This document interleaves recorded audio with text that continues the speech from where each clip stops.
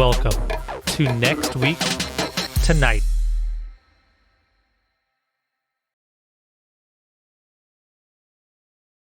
Welcome back to Fusion Fantasy Football. Next week's tonight, week 6 tonight is what we are talking about. That's right, not week 5. I know that's what's going to be happening this week, but next week tonight is a show that gets you a week ahead of the competition, talking about players to add, streamers for week 6 that you can set up, pick up, and have ready to go, but you can pick them up now for nothing. And we also look into some trades you should be making, looking and thinking ahead according to schedule, according to whatever I look at, all kinds of things, having fun with the stats and the spreadsheets. You know me. So let's get into it. We're going to hit this like we did before. See if how you guys like this. Let me know, comment, whatever. We're going to hit it quick here and then go into the long full form.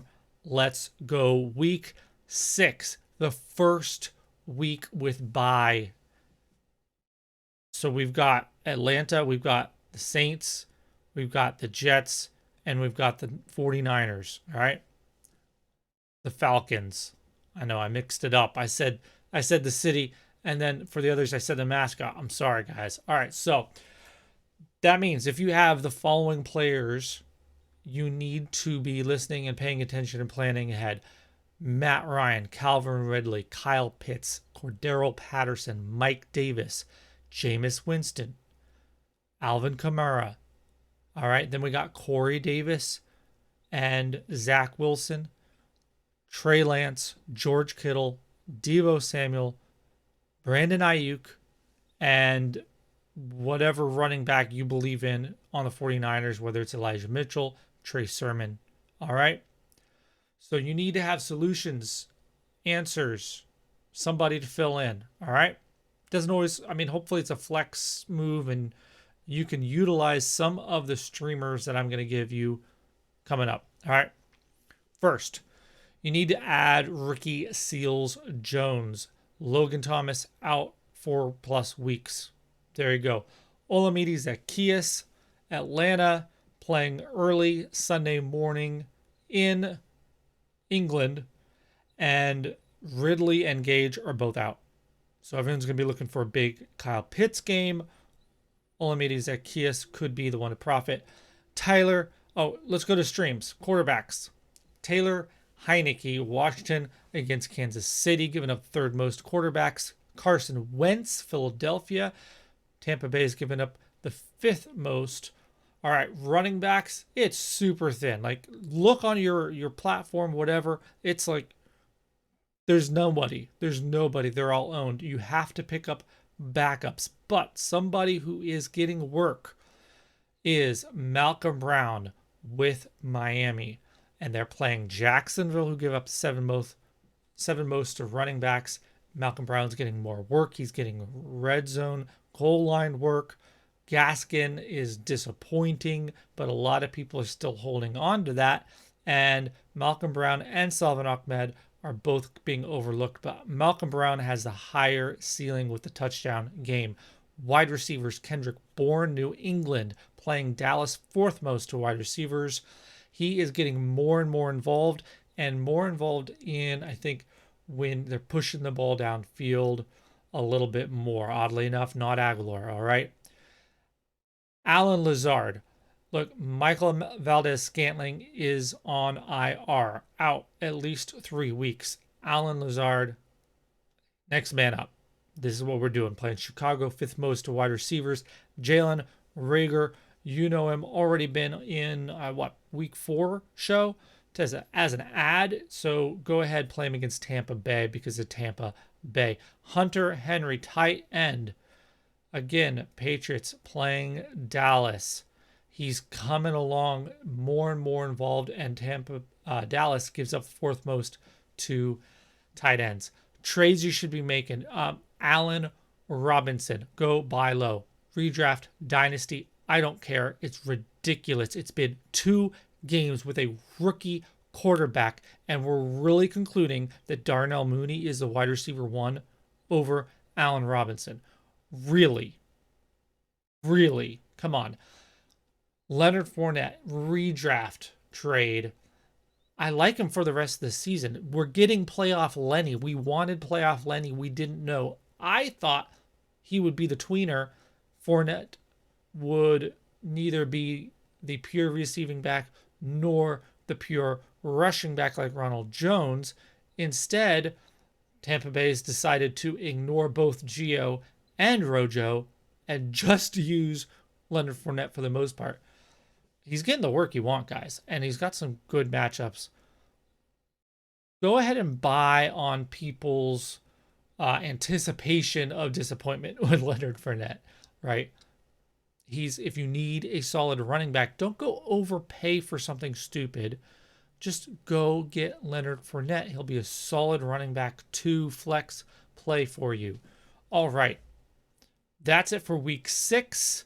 Stick around for the full show. I'm going to go all into this. I'm going to talk more about what we saw last week, some recap. Recap it's not just me apologizing. It's not just me victory lapping. There's actually some analysis there.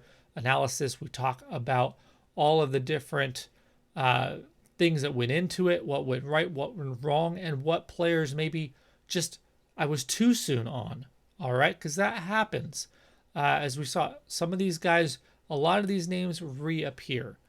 All right, so I assume if you were going to go, you're already gone by now, hearing me ramble about what I'm going to talk about instead of just talking about it. So let's do it. All right, going back to the top. Ricky Seals-Jones as an ad. With Logan Thomas out 4 weeks, they haven't done much. They did trade. So in a super deep league, you could go pick up Jace Sternberger. Yes, remember him? The guy who was going to be the tight end catching touchdowns from Aaron Rodgers, except it turned out to be Robert Tonyan. Yeah. He's got traded for, however you say it.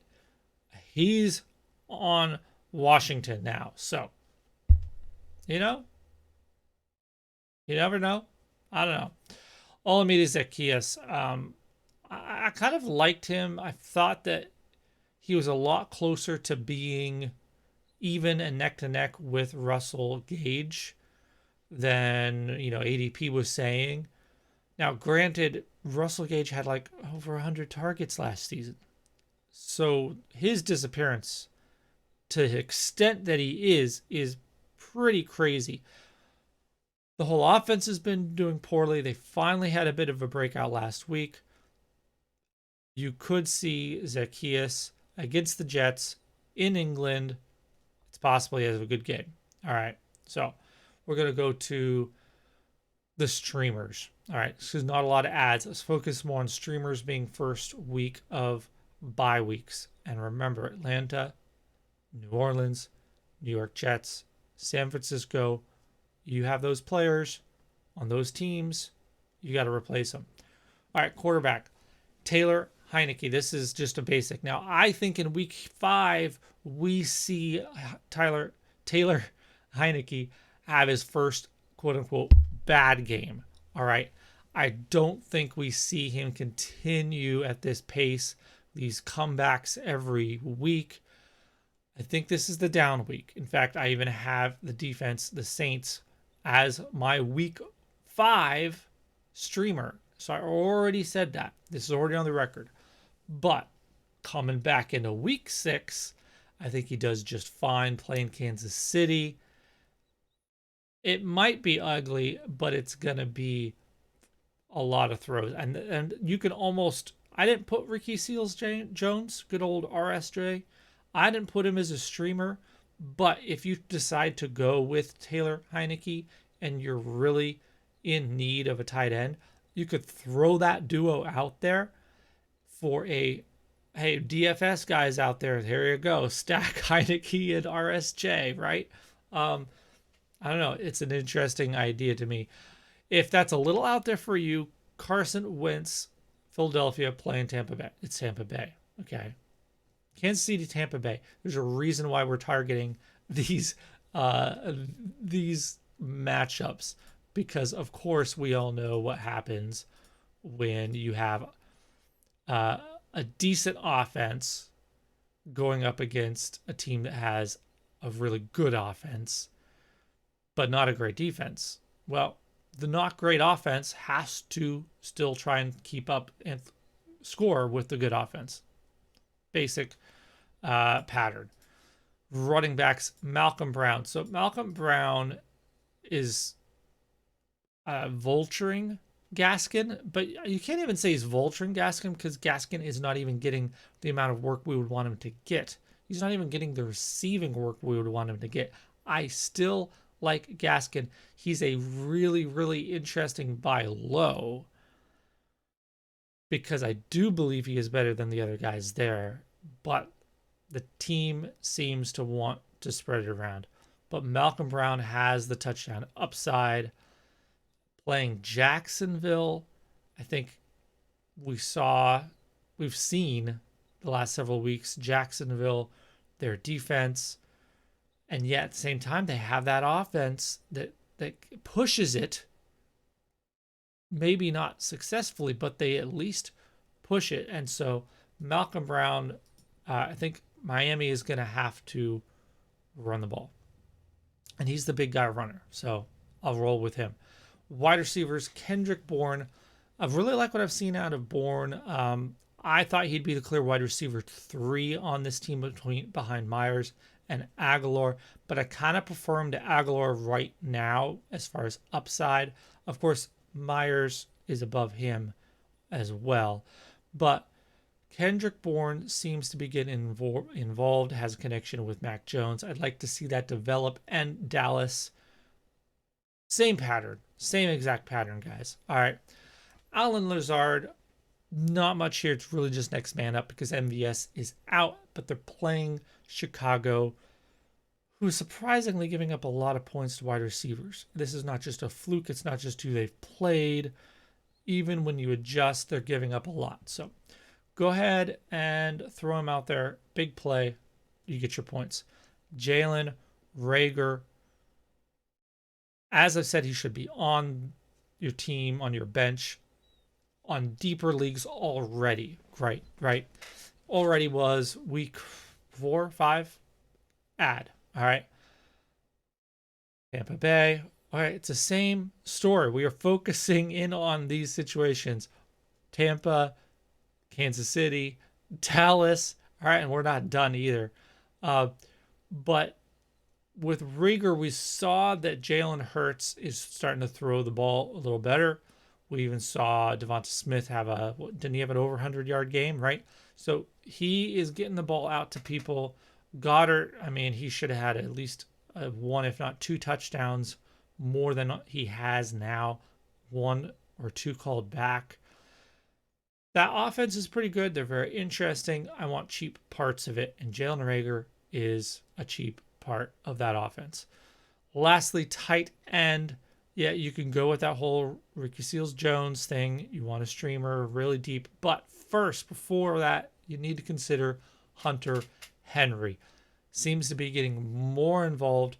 Jonnu Smith has not been great. No, not good. I mean, they get him involved. I think he's best when they get him involved in actually running the ball and on these, swing routes and things. But anyway, Hunter Henry as a pure receiver is coming through. And this should have been expected, kind of was by me because he had some preseason injuries. So it's understandable he was maybe a little bit slow. Plus, you just got Mac Jones, rookie, his own development. So I could see this continue to improve. And he's got a good matchup against Dallas. So if you don't like the Kendrick Bourne play, Hunter Henry for the touchdown. Let's go. Trades. Like I said, really quick at the beginning, Allen Robinson. This is like saying after the first 2 weeks that you should not start DK Metcalf over Van Jefferson or something. Like, it's been 2 weeks, guys. I can even understand, yes, Yes, it's true. His snaps, his targets have been down even with Dalton. Yes, Fields has liked Mooney in these last few games. Yes, Fields historically likes to throw the ball downfield, and Mooney is that faster, deeper target. Yes. But are we going to say, unless you believe Allen Robinson has just gone off the cliff and he's done, unless you believe that, then he is going to improve. He hasn't garnered targets from so many different bad quarterbacks in the past to only now have a good one and not get any. He will get the work. He is the wide receiver one for the Bears. He has earned those targets in the past and he will earn them in the future as long as he's healthy and not, 40 years old. Okay? So unless you think he's gone off that cliff, age, speed, whatever you think it is, then go get Allen Robinson. Okay? Simple. And Leonard Fournette. And by the way, Allen Robinson, I do it in Dynasty. If you don't think he's gone off the cliff, maybe the owner does. And you can buy him cheap, even cheaper. And he's going to be on a new team next year, or he's going to finally get into this offense with Fields, and now he'll have a good quarterback to grow and build with. Think Keenan Allen and Justin Herbert, right? People all worried about Keenan Allen at the beginning of the season, even going into the season, and then Justin Herbert is a revelation. He's really good, and Keenan Allen blows up. And going into this season, his ADP is a good round or two higher than it was last year, even though he's a year older now. All right? So that's the scenario for Allen Robinson, or he's going to a new team that wants him and is going to use him. It's win-win. Okay? So even in Dynasty, you go get Allen Robinson. Buying Leonard Fournette in redraft. A lot of encouraging stats for Leonard Fournette. He's actually getting pretty good production, like yardage, involvement, target share, like 10%, over 10% target share, overall involvement, very impressive. And yet at the same time, in many ways, is underproducing in fantasy points. And so he can have a few more touchdowns. He can have whatever. He still does not have a rushing touchdown. Just looking to confirm here, he still does not have a rushing touchdown. So there's a lot of ways that Leonard Fournette can improve upon what he's done, and what he's done has already been impressive. All right, he is the guy. It's only in very specific situations they're bringing in Gio, and then he got dinged up. And it's only to give Fournette a breather running the ball that they bring in Ronald Jones. So go ahead, go trade for Leonard Fournette in redraft. If you are considering overpaying for somebody, a big name, make sure you look into Fournette first, because he may be able to give you what you're looking for and cost far, far less. All right. All right, guys, that's it for the week 6. Let's take a moment and look back. So we're going to look back to week 5, and we're even going to look at week 4 and see how the week 4 streamers, how the results were. But we're working our way backwards. Week 5. So I was saying to add Jeff Wilson, add Darius Geis. Both of these situations with somebody you can might be able to even stash. Maybe you can even stash him on your IR roster, depending on your settings as it pertains to suspension. But both of them are guys who we're going to see. Jeff Wilson will see work in the future when he returns. The very apparently do not like Trey Sermon that much, because even when he's in, they're use check Literally the most he's ever been used, or at least most snaps ever. And there's been plenty of opportunities with the Niners and Shanahan and Juszczyk's history for him to be used this much in the past due to injury. So it's not just due to injury. They have options, and then Trey Sermon's one of them, and they're not using him. I don't think Elijah Mitchell was a terrible decision to go pay for. We didn't know he was going to get injured. And it appears that they prefer him still, I would think, to Trey Sermon. So when he's healthy and playing, I am interested again in Mitchell. So maybe go buy low on Mitchell, Elijah Mitchell. Somebody's a little upset. Maybe in your league you can trade fab money, offer them some fab money, half of what they paid, and you get Elijah Mitchell coming back healthy.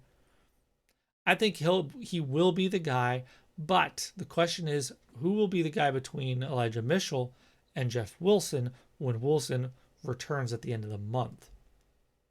That's the really questionable part. And Derrius Guice suspended 6 weeks. They did that this summer. Very interesting. Sets up a possible return. If there's going to be news for him signing someone, I expect it in the next week, right after the week 5 games and going into and through the week 6 games, which is his last suspended game. Look for a team to get things set up to bring him in the doors as soon as week 6 is over. Okay? Because he can't be in the doors with the suspension before that. All right. A lot of teams need running backs. We've already talked about how few options there are on the waiver wire that look like they're getting any work, let alone fantasy relevant. So Guice could be an interesting player for a team who's lost their running backs. Most of the teams that need running backs, or have had running back injuries, I should say, have already mostly replaced it within. So it's either going to be the next guy to get injured, or they're just going to feel like Guice is better than the backup. So it's purely a stash. All right. Exciting one. I said John Ross. I told you he is going to get a lot more work if he's activated. Sure enough, he's activated. I said he's going to be playing over Colin Johnson. Sure enough, he played over Colin Johnson. And I said if he has, just takes one big play and everyone's all back in on him, one big play, touchdown, John Ross finishes like 3 for 4, 77 yards and a touchdown. Beautiful. Is it going to happen like that every week? I don't know. All I know is Slayton and Shepard are out a couple more weeks. At least one more week likely for Slayton. I don't know. I'll give it a shot. I think I'm starting him in one league. I didn't start him last week. He wasn't a streamer. He was an ad, okay? But let's get to streamers I do like that I said for this week, last week. So maybe they apply. If you're looking for someone, you missed that show, here's who I like for this week. And I will update it if there's any notes that we've learned about the past week. I still like Jared Goff, Minnesota, and I still like Jameis Winston playing Washington. Wide receivers, of course, Cole Beasley, but over the last couple of weeks, he's been picked up so much, he doesn't even qualify probably anymore. It's up above 60% owned. This was in there last week, and we talked about him the week before that. So that's when he should have got him. Rashad Bateman. He was not active and didn't get any time in week 4. I kind of was hoping he would. Maybe he's getting enough in practice, but I would have liked to see a little bit of game time. But he didn't. So this is his first game back. Playing Indianapolis. I'll leave him up here, but it's a lot more of a desperate stream because we haven't seen him at all. He hasn't seen any game action. I would have liked to see him get a little bit before this good matchup. So if you have him, you're still holding on to him. you're still looking forward to future games, but this might not be the week. I would definitely swap these two. Stream Laviska Shenault. Tennessee is giving up the third most yards. So yeah, I would start Shenault, stream Shenault over the Bateman one because DJ Chark is hurt, out possibly the season.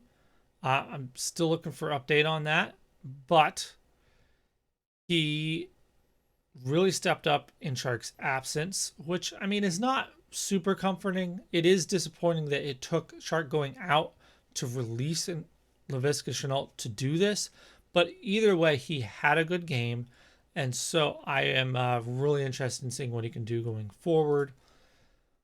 I would stream him ahead, and of course Tennessee, great matchup, third most points to wide receivers. All right, and then if you want to stream Marquez Callaway, Deontay Harris, along with Jameis Winston, there you go. There's your cheap stack. Running backs, Hines did absolutely nothing. I do believe he was out of the game with an injury, or I don't know, at the beginning, very early in the game. He did end up playing, but did practically nothing for you. The team pretty much said, let's go Jonathan Taylor, and he went. So that one's a little disappointing. Hopefully it's due to something that we couldn't have seen or foreseen or predicted or known about. So Miami, they're pretty good pass defense, but they're bringing lots of points to running backs up, which is why part of why in the week 6 one here I was saying go buy Fournette, because they have a great matchup this week against the Dolphins. All right. Tight end, stream Evan Ingram, sure enough, gave you some good points. Not as much as you would have hoped, but he was involved. I think that'll continue. Dalton Schultz, who I told you 2 weeks ago was the starting tight end, no longer anything to do with I don't know what's his name. What's his name? It'll come to me. Blake Jarwin, right? Yeah, it's all Dalton Schultz now. You can't pick him up. So, and Tyler Conklin, tight end. I really like Tyler Conklin. You know what? He was a profile that looked really nice coming out of college, but did absolutely nothing. Then we saw him a little bit last year when either Rudolph or Irv Smith was hurt, and he was part of the reason I wasn't high on Irv Smith, because it seemed like he took over that tight end 2 or the second tight end in the 21, and that, you know, they just love using those 2 tight ends at a time, and he was just going to step in. And then just because Rudolph left didn't mean Irv Smith was going to absorb all of this workload. It might very well go to Conklin, which it's not great production, but for free, it's great, right? Defense. I don't always have kickers defense as I do this week. Again, we're digging in, doubling, tripling, quadrupling down on Saints versus Washington. All right. So those were last week's, and I still like most of those with the notes. Looking pretty good. Now we're going to go all the way back to week 4 streamers and just hit them real quick. Of course, Justin Fields looked way better against Detroit than Cleveland, which it obviously was going to be the case. Again, I told you week 4 versus Detroit is why you were holding Mooney and Fields. There you go. All right. Darnold at Dallas, and that came out great. 2 running touchdowns. My goodness. So, all right, there's some hits. Running back, not so great. Nyheim Hines, we already talked about him getting hurt, not looking great. Now, just a reminder, when I was talking about him for week 5, right, I talked about the week 4 game. They're playing Baltimore in week 5. This happens with next week tonight. Sorry, sometimes it gets a little mixed up. I was thinking about the week 4 game, told you the results, and told you how they leaned on Jonathan Taylor. I'm afraid they do the same thing. So that's why I don't really like my week 5 stream of Hines against Baltimore, because they might just continue to lean on Jonathan Taylor. But the encouraging part about that is that the reason I liked Hines in week 5 was it was Baltimore, and they're giving up the second most receiving yards to running backs, specifically receiving. So if you're really desperate, I still don't mind the Hines play, all right, for week 5. But in week 4, didn't look great with the injury out. Didn't look great. The other guy, though, I said was Damian Williams. And it's a little awkward because it wasn't like I was predicting David Montgomery to get an injury. I did use this streaming call as a jump off point to then talk about other running backs that you should be stashing. And just a reminder to do that right before games. If you have any empty spots, move outs into IR, whatever you got to do to maneuver things, stash some backup running backs. And it keeps happening. And now it's Damian Williams. So what I was hoping would be a 10-point outing turned into like 15, 16. So there you go. When he is a starter, giving starter workload, he's produced. I really like Damian Williams still.